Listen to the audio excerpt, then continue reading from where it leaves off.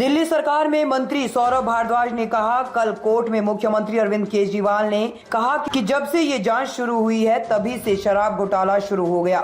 इस जांच के दो कारण हैं। पहला, ईडी आप पर एक स्मोक स्क्रीन का निर्माण कर सके, जिसके पीछे ईडी जबरन वसूली का रैकेट चलाएगी। जब सीएम जेल में नहीं थे तब भी एलजी नहीं चाहते थे कि हमारी सरकार काम करे। कल उच्च न्यायालय ने सीएम के इस्तीफे की मांग वाली याचिका को ये कहते हुए खारिज कर दिया कि ऐसा कोई प्रावधान नहीं है जो हिरासत में मुख्यमंत्री पद से इस्तीफा की मांग करता हो।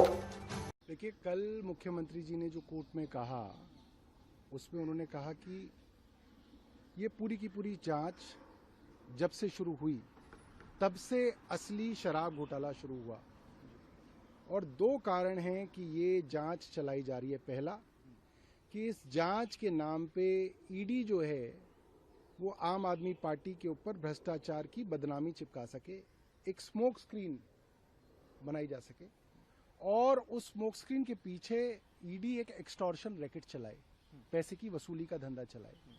और मुख्यमंत्री जी ने बताया कि उनके खिलाफ जितनी भी गवाहियां हुई हैं, जैसे मुगुंटा रेड्डी की, राघव रेड्डी की, शरत रेड्डी की, इन तीनों ही गवाहियों में देखा गया कि पहले इन सब ने ईडी को अपने बयानों में कहा कि अरविंद केजरीवाल का कोई लेना देना नहीं है।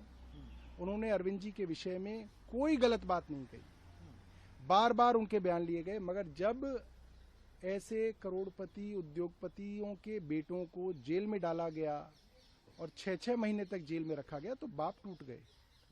और फिर किसी ने अपने 7वें बयान में ये कह दिया कि अरविंद केजरीवाल से वो मिले, किसी ने 4थे बयान में कह दिया। तो अरविंद केजरीवाल जी का अदालत से सवाल था कि जब सारे बयान ऐसे हैं जिसमें मेरे खिलाफ कोई बात नहीं कही गई, तो ईडी ये कैसे तय कर सकती है कि किसी बयान को तो वो कूड़े के डब्बे में डाल देंगे और जैसे ही एक बयान अरविंद जी के खिलाफ आ जाता है तो उसको वो कोर्ट में दाखिल कर देंगे। ये ताकत ईडी के पास कैसे है, ये तो कोर्ट डिसाइड करेगा। सारे के सारे बयान जो हैं कोर्ट के सामने रखे जाने चाहिए। सर, एलजी साहब कह चुके हैं कि भाई सीएम जो है वो जेल में है और जेल से आदेश जारी कर रहे हैं और हम जेल से सरकार नहीं चलने देंगे। सर, इसके बारे में आप क्या कह रहे हैं? देखिए, एलजी साहब तो जब सीएम जेल में नहीं थे तब भी नहीं चाहते थे कि सरकार चले। तब भी उनके इशारे पे अफसर जो है जगह जगह, चाहे वो स्वास्थ्य के काम हो, दवाइयों के काम हो, टेस्ट के काम हो, जल बोर्ड में पानी सीवर के काम हो, सबको रोका जा रहा था। तो एलजी साहब की मंशा तो शुरू से ये है कि सरकार ना चल सके, उसमें कोई नई बात नहीं है।